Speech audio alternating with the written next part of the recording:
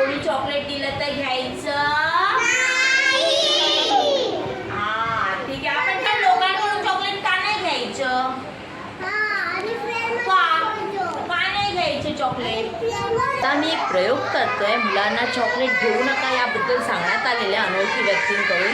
पण आता आम्ही या प्रयोगासाठी सांगितलं एकाला चॉकलेट द्यायची आहे. तर मुलं घेतात की नाही आपण बघूया. चलो.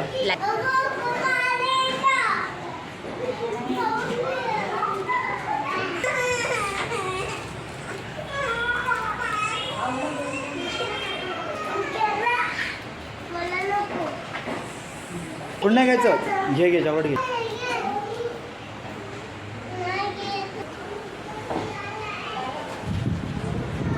अरे बापरे, जाता घेऊन कोण होतं? चॉकलेट नाही घ्यायचं. बापरे, चॉकलेट घेतलं की दादा घेऊन जातो. आणि